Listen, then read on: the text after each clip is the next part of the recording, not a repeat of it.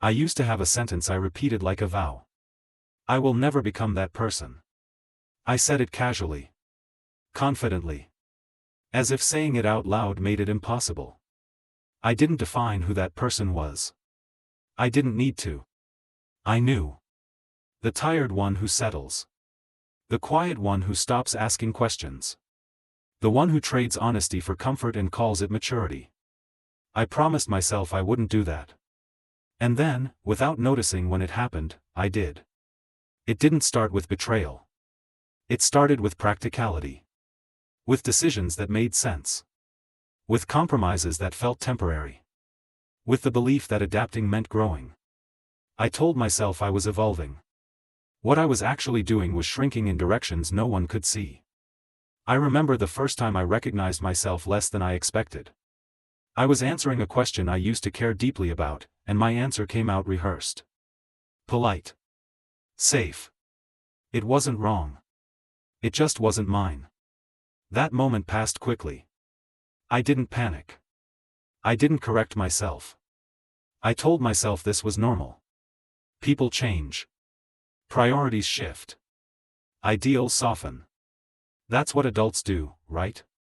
I began collecting reasons. Reasons to stay where I was. Reasons to accept what I had. Reasons to stop wanting what complicated things. Each reason sounded responsible on its own. Together, they rewrote me. I became efficient at explaining myself away. I don't need that anymore. It's unrealistic. I'm fine as I am. I said those words so often that they stopped sounding defensive. They sounded factual. From the outside, my life looked stable. Predictable days. Measured choices. No obvious mistakes. People trusted me because I didn't surprise them. I took pride in that. Stability became my proof that I was doing something right. But inside, something felt off. Not broken. Not dramatic. Just, muted. I stopped feeling pulled toward things. I stopped feeling repelled by things too. Life became a series of neutral decisions. Not good. Not bad. Just acceptable. I didn't notice the cost at first. The cost shows up quietly. You stop imagining futures that scare you. You stop feeling offended when something doesn't fit. You stop hearing the voice that used to insist on more. You don't miss it. You adapt. I adapted so well that one day I realized I was living a life I used to pity. Not hate. Pity. The kind of life that looks fine but feels uninhabited. That realization came without drama. I was doing something ordinary when the thought appeared, fully formed, "You are the person you promised you wouldn't become." The sentence didn't accuse. It observed. I tried to argue with it. I listed facts. Responsibilities. Constraints. I told myself I hadn't failed. I had chosen wisely. But the thought didn't leave. Because deep down, I knew the truth wasn't about success or failure. It was about alignment.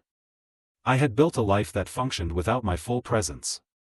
A life that didn't require me to be honest, only reliable. I remembered the version of me who made that vow.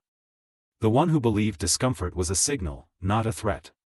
The one who trusted instincts more than explanations. The one who thought safety without meaning was just a slower form of loss. Where had they gone? The answer unsettled me. They hadn't disappeared. I had negotiated them away. One decision at a time. Each choice justified. Each compromise reasonable. Until one day, the sum of those choices became a person I barely recognized. I wasn't unhappy. That's what made it dangerous. I was functioning. Functioning is easy to confuse with living. I had everything I needed to survive. Very little that made me feel alive. I began noticing how often I avoided moments that required honesty. How quickly I dismissed discomfort as inconvenience. How often I told myself, "This is just how things are now." That sentence used to scare me. Now it comforted me. And that scared me more. I realized something painful: I hadn't become this person by accident. I had become them by choosing ease over integrity for too long. By believing that the absence of conflict meant the presence of peace. By confusing not suffering with being fulfilled. I wasn't trapped. I was settled. And settling had cost me the person I once swore I'd protect. The hardest part wasn't admitting I had changed. It was admitting that part of me preferred it this way. Because becoming that person meant I no longer had to confront the questions that used to keep me awake. It meant fewer risks. Fewer disappointments. Fewer reasons to fail loudly. It meant I could exist quietly. And quiet felt safe.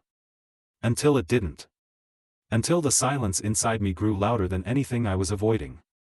That's when I understood something I had refused to see: the most dangerous promises aren't the ones you break. They're the ones you forget you made. After that thought settled in, I started noticing things I had trained myself not to see. The small hesitations before I answered honestly. The way I softened my opinions before they reached my mouth. The instinct to choose what was reasonable instead of what was true. I wasn't lying. That's what made it subtle. I was editing. Editing myself down to something manageable. Predictable. Acceptable. I told myself this was growth. That younger versions of me were naive. That ideals needed to be adjusted to reality. That wanting too much was a recipe for disappointment. Those explanations sounded intelligent. They protected me from embarrassment. From failure.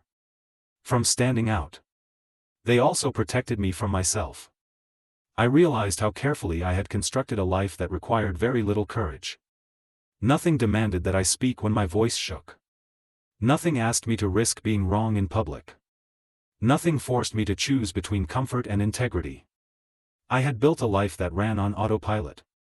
And autopilot feels peaceful, until you realize you're no longer holding the controls.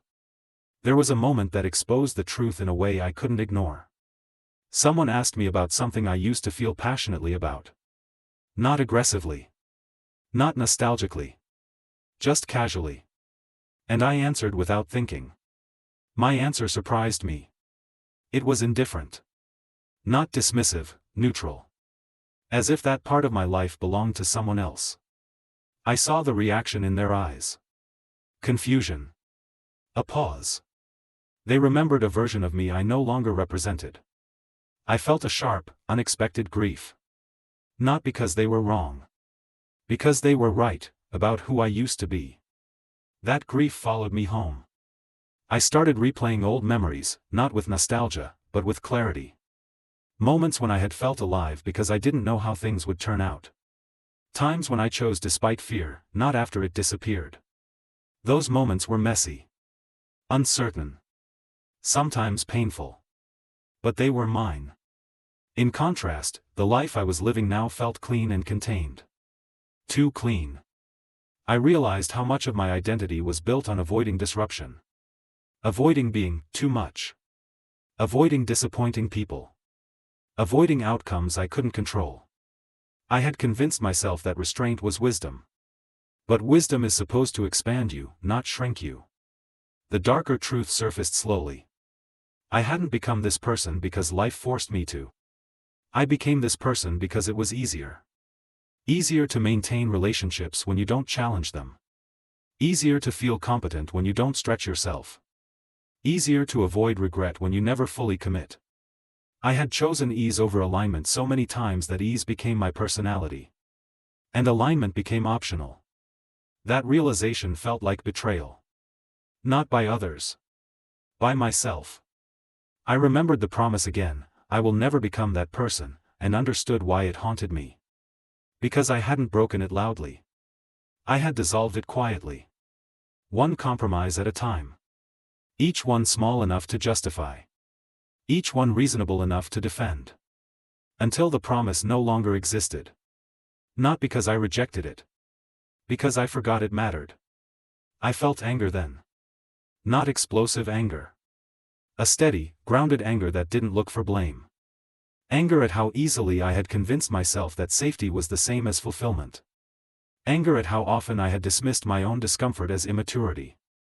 Anger at how little resistance it had taken for me to abandon parts of myself I once believed were non-negotiable. That anger didn't push me into action. It pushed me into honesty. I asked myself a question I had avoided for years: if nothing changes, can you live the rest of your life like this? I tried to answer logically. I listed advantages: security, predictability, approval. Then I listened to my body. The heaviness. The fatigue that wasn't physical. The sense of living at a distance from myself. The answer arrived without words. No. But knowing what you can't live with doesn't automatically tell you what to do next. That's the cruel part. I stood in the middle of a moral dilemma with no clean solution. To stay meant continuing to be someone I had outgrown, trading presence for peace, integrity for comfort. To change meant disruption, confusion, disappointment, possibly loss. Not just of stability, of the version of me people trusted and relied on. Leaving a life that hurts is understandable. Leaving a life that works is not. I realized how much of my identity was tied to being dependable. Being the one who didn't make waves. Who didn't demand too much. Who adapted. Changing meant letting go of that image. And that scared me more than staying ever had. Because staying didn't ask me to explain myself. Changing would. And explanations are dangerous. They force you to admit that what once felt acceptable no longer is. They force you to acknowledge time lost. I wasn't sure I was ready for that. But I was sure of one thing: if I continued living as this person, the promise I had forgotten would never be recovered. I would complete the transformation I once feared. Not with drama. With consistency. And that thought made something inside me refuse. Quietly. Stubbornly. I didn't know yet how to become myself again. But I knew I couldn't keep becoming someone else. I didn't wake up one day transformed. There was no dramatic moment where I reclaimed myself in a single decision. What happened instead was quieter, and harder. I stopped pretending that becoming that person was inevitable.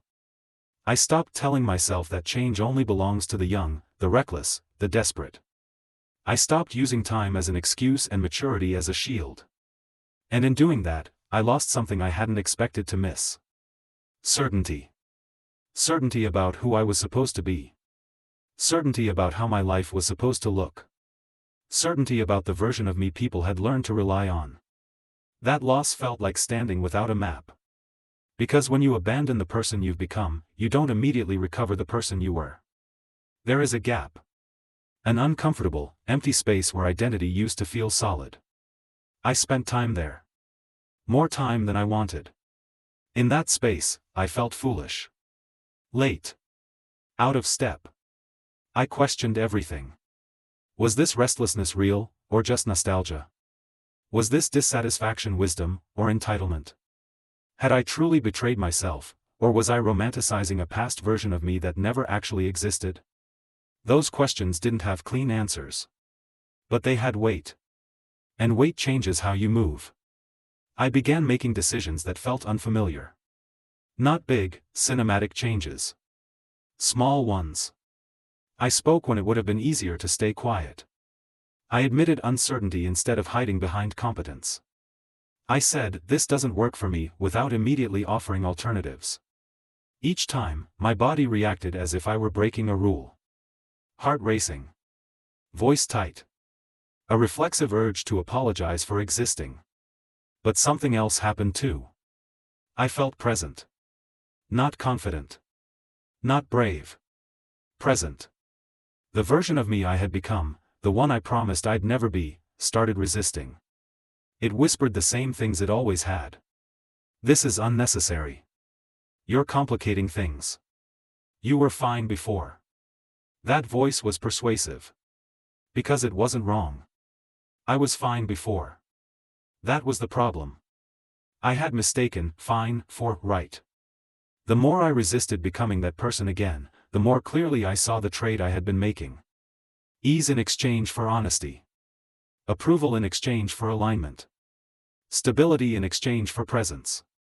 None of those trades are catastrophic on their own. That's why they're so dangerous. They don't feel like losses when you make them. They feel like maturity. Letting go of that identity felt like grief. Not grief for what I lost, but grief for what I almost became permanently. I mourned the years I spent adapting instead of choosing. The instincts I silenced because they didn't fit the life I had built. The courage I delayed until it felt optional. I also mourned the person who made those choices. Because they weren't weak. They were afraid. Afraid of failing publicly. Afraid of disappointing people who trusted them. Afraid of discovering that even after changing everything, the emptiness might remain. That fear had shaped me. Understanding it softened something in me. I stopped treating my past self like an enemy. I treated them like someone who survived with the tools they had. But survival was no longer enough. I didn't need to become extraordinary. I needed to become honest. Honesty didn't simplify my life. It complicated it. Some relationships shifted. Some expectations broke. Some people no longer recognized me. And yes, some walked away. That hurt more than I expected. Because it confirmed something painful. Parts of my life had been built on the version of me that stayed small. Letting that go felt like standing alone in a room I had just emptied. But that emptiness wasn't loss. It was space. Space to speak without rehearsing. Space to want without justification. Space to choose without explaining why the old version no longer fit. I still don't fully recognize myself some days. Change doesn't arrive with clarity. It arrives with friction. There are moments I miss the simplicity of being predictable. The comfort of being easy to understand. The safety of not asking too much of myself. But then I remember the cost. The numbness. The quiet resentment. The sense of living a life that could run without me. I remember the promise. I will never become that person. I understand now that the promise was never about resisting change. It was about resisting disappearance. I did become the person I promised I'd never be. And that realization didn't destroy me. It stopped me. It interrupted a path that looked stable but led nowhere I wanted to arrive. If you're listening to this and something in you feels uncomfortably familiar, if you recognize the calm that comes from not being fully involved, if your life works but doesn't belong to you, this is what I learned too late to ignore. Becoming that person doesn't happen because you fail. It happens because you stop asking yourself hard questions. You don't betray yourself loudly. You do it politely. Gradually. With good reasons. Until one day, the person you swore you'd protect feels like a stranger. I don't know exactly who I'm becoming now. That uncertainty scares me. But it also tells me I'm alive in my own life again. I would rather be uncertain and present than stable and absent. I became the person I promised I'd never be. And realizing that gave me one last chance to stop becoming them forever.